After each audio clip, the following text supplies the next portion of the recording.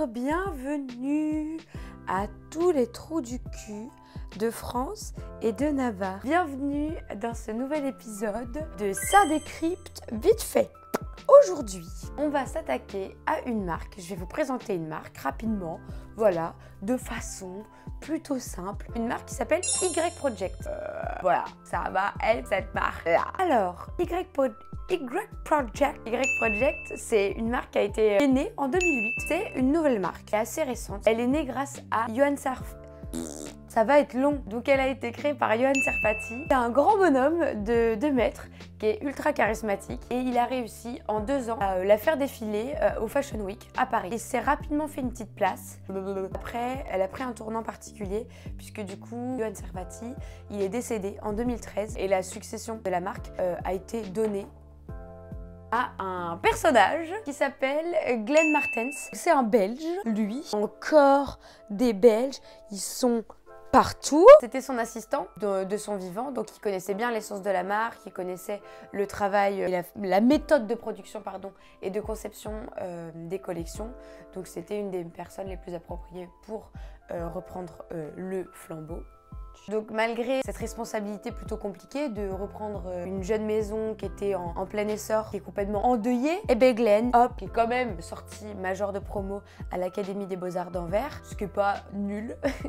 Du coup, Glenn, il va amorcer quand même une transition un petit peu en douceur. Originellement, le style de la marque, c'était très sombre. Alors, on avait quand même beaucoup de travail au niveau des matières, au niveau de la construction des vêtements, des coupes. Ça, c'est quelque chose que Glenn, il a gardé. Mais voilà, il va s'éloigner un petit peu en douceur. Il voulait pas faire les choses brusquement. Au début, la marque du vivant du créateur, c'était que du menswear. Dès qu'il a repris en 2013, il a introduit des collections pour femmes. Après, à savoir que les vêtements, que 60% des vêtements que vous retrouvez chez la femme, vous les retrouvez chez l'homme aussi. Il y a plus de la moitié du taf qui est unisexe, complètement unisexe. Après, il va y avoir des petites variantes. Il va y avoir des petites variantes au niveau des constructions de vêtements et tout ça, mais l'ambiance et l'image.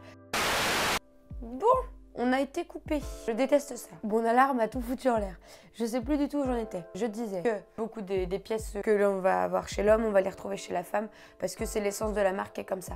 L'essence de la marque, c'est vraiment faire des pièces pas vraiment genrées qui vont un peu à tout le monde. Il y a beaucoup d'oversize. Après, c'est pour ça qu'ils ont fait 2 distinctions. C'est que Glenn Martens, il est très intéressé par le travail des coupes des vêtements. Du coup, morphologiquement parlant, au niveau de la hauteur des hanches, d'épaule, les détails, tout ça, parfois il peut y avoir des petites variantes entre l'homme et la femme. Bref, donc pour ce qui est du style, oversize ou pas, mais qui est savamment négligé. Des coupes assez loose, des formes de vêtements qui font des allures assez surprenantes, des endroits qui sont oversize dont on n'est pas habitué à avoir de l'oversize à cet endroit-là. Donc, pardon, a été qualifié par les magazines de mode d'herbe à chat visuel. C'est rafraîchissant, c'est un peu envoûtant, mais ça reste quand même assez impressionnant au niveau de la construction des vêtements parce que c'est ce que je vous disais. Mais bref, il est très intéressé par la construction des vêtements. Il y a beaucoup de jeux avec des plis, beaucoup de jeux avec les coutures, avec les coupes. C'est original, mais dans le bon sens du terme, pas genre « Ah, c'est original ». Je vous montre quelques exemples d'ailleurs.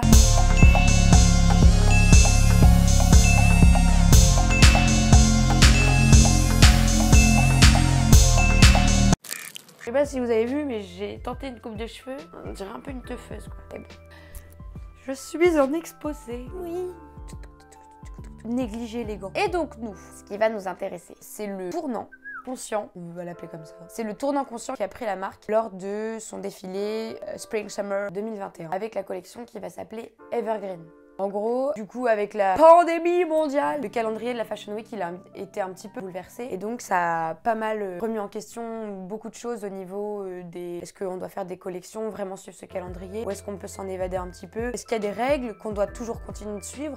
Sachant que maintenant, c'est compliqué parce que tout est un petit peu remis en question. Enfin, voilà. Et Glenn Martens, parce que c'est quelque chose qui lui tient à cœur aussi, c'est ce qu'il dit, il a eu envie de créer quelque chose de nouveau. Donc, c'est ce qu'il a présenté l'été dernier. C'est une collection de 22 pièces qui sont complètement upcyclé. En gros, il a été fouillé dans toutes les archives. Il a récupéré et des pièces qui n'ont pas forcément été utilisées, et des matières, et des patrons et des choses comme ça, et de la mercerie aussi, des accessoires. Et il a plouf, tout retravaillé. Alors soit il a fait des nouvelles pièces avec les matières qu'il avait déjà, et pour les matières dont il a eu besoin de se servir, parce que forcément parfois on a besoin de faire des petits compléments, il a pris des matières qui étaient recyclées. Et après il a repris des pièces qui étaient upcyclées, enfin des pièces basiques, et il les a upcyclées en les customisant, en les retravaillant, en les machins, et ça a fait 22 pièces que je vais vous montrer à la fin. Toujours dans le même esprit, toujours dans le même style, un peu ce négligé très élégant. Et il a du coup, lui, ça a eu beaucoup d'impact au niveau de sa création, c'est ce qu'il dit, parce que lui qui aime beaucoup la construction du vêtement, partir d'un vêtement qui est déjà construit, ça rajoute des contraintes, mais c'est des contraintes qui permettent de créer encore plus, parce que s'il y a une couture qui est déjà ici, qu'est-ce que tu fais pour retravailler le vêtement avec cette couture qui est là? Donc t'as pas le choix en fait, la couture elle est ici. Donc qu'est-ce que tu fais? Est-ce que tu la replaces, mais du coup tu dois retravailler le vêtement? Enfin ça engage plein de choses. Et lui du coup, qui attache beaucoup d'importance à ça, ça l'a vachement aidé dans sa créativité et ça a fait une collection qui est vraiment d'enfer. Initialement c'était une collection qui s'appelle Evergreen. En fait, c'est devenu carrément un label dans la marque. Enfin, c'est une ligne qui va être permanente. Elle va pas suivre nécessairement de calendrier. Elle va être approvisionnée. Il va y avoir des drops au sein de cette ligne. Parfois une fois par an, peut-être parfois deux. On va avoir des pièces encore femmes, des pièces hommes et des pièces unisexes. Et petit point, il a été dit qu'un certain pourcentage, alors lequel? Ça, on ne sait pas. Un certain pourcentage des recettes de cette ligne-là va être reversé à des associations qui sont tournées vers l'écologie. Alors après, pareil, on n'a pas l'info sur quels assos, comment, pourquoi, quel pourcentage, mais c'est l'idée, c'est le délire. On peut lui tirer notre chapeau. Bravo. Cette ligne plutôt verte, putain. Sur un délire d'éco-certification, cette collection-là, elle est produite, du coup, imaginée à Paris. Et après, pour les pièces qui sont faites à partir de tissus d'archives et de tissus éco-responsables, elle est produite exclusivement au sein de l'Union européenne. Il a voulu avoir ces ateliers qui étaient vraiment au plus près. Donc là, pour les premières pièces de collection, ça va peut-être changer au fur et à mesure. Mais on retrouve toujours du coup le même délire. Et là, pour celle-ci, on va avoir pas mal de jeux, des coutures, des retournés au niveau des tailles. Vous allez voir, je vais vous montrer là, genre dans 30 secondes. Il y a pas mal de pièces où on a fait des ajouts, qu'on a retourné. Du coup, on voit l'intérieur du vêtement, on voit l'intérieur de la construction du vêtement. Il y a des pièces qui vont être rentrées, mais il y a vachement de denim qui a été utilisé. Je vous montre maintenant.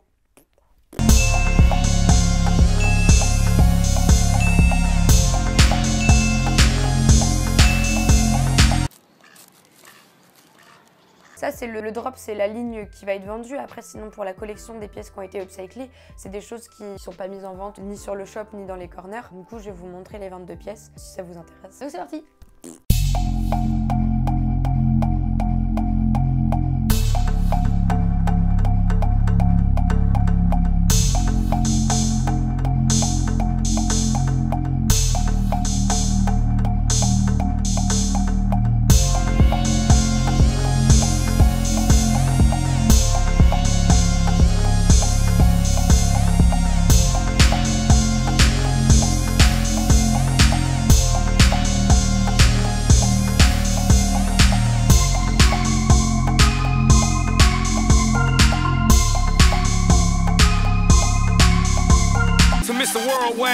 Donc voilà, donc trop cool, voilà.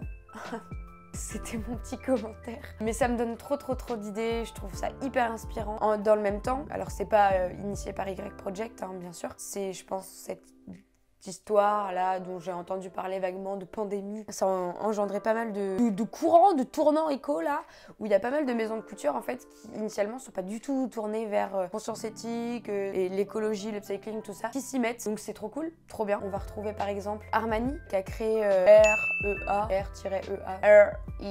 C'est pareil, c'est une collection qui est sortie en janvier dernier, juste avant les confinements. C'est une collection qui est faite uniquement à partir de laine, de coton et de denim recyclé. Il s'est insurgé, il a dit que le gaspillage dans la mode, le rythme des collections était devenu criminel. Et il a pesé ses mots, mais il a dit que c'était criminel et que ça ne pouvait plus durer. Poupou! Dans le milieu un petit peu plus luxe, on va voir Louis Vuitton qui a lancé 25 looks pour la collection Printemps-été Homme 2021. Il a lancé une collection de 25 looks qui est faite à partir de matières qui étaient déjà existantes dans leur stock et de recycler par exemple des pièces et de les retravailler. Après, Virgil Abloh, qui est le directeur artistique, il a les sneakers qui avaient été créés en 2019 et il les a retravaillés, c'était des sneakers montantes et en fait lui il les a juste retravaillés et il en a fait des sneakers basses. Donc lui aussi il s'y est mis. On a Gucci aussi, si je dis pas de conneries, avec Off the Grid qui est une collection mixte d'accessoires et de prêt-à-porter qui a été conçu grâce à une économie circulaire. En gros, c'était juste 2-3 exemples pour vous montrer que pas folle la guêpe. Alors après, la question qu'on peut être amené à se poser, c'est parce que ça arrive comme ça d'un coup, tac, tout le monde se met à l'upcycling, c'est du délire, là on est en plein dedans. Est-ce que c'est motivé par des vraies convictions ou est-ce que c'est juste parce que c'est la mode? Ça après, mon avis perso à moi, c'est qu'on s'en fout un peu. La finalité, c'est la même. La planète Terre, elle est contente, que ça soit sincère ou pas, voilà, on s'en fout un petit peu. Et puis c'est bien parce que du coup, ça va peut-être créer des vocations, créer des idées, créer des mouvements comme ça, qui eux pour le coup seront vraiment motivés. Et puis si en plus au niveau de la finalité, au niveau du fric, il y a des choses qui sont faites comme donner à des assos, comme sensibiliser, comme machin. Bah c'est tout bénef quoi, voilà pour cet petit épisode de Ça décrypte vite fait. Si jamais ça vous a plu, tant mieux. Si ça vous a pas plu, bah tant pis. Mais surtout ne me le dites pas parce qu'à chaque fois ça me vexe. Je vais essayer de faire plus de vidéos sur YouTube, même si je sais que c'est moins regardé qu'Instagram. Moi j'aime bien préparer des trucs comme ça. Donc voilà, bref, petite info du soir, bonsoir. N'hésitez pas à aller me suivre sur Instagram, je suis pas mal active et je fais plein de tutos rigolos. J'espère que vous allez bien, que vous prenez soin de vous. Et voilà quoi, au revoir. Au revoir.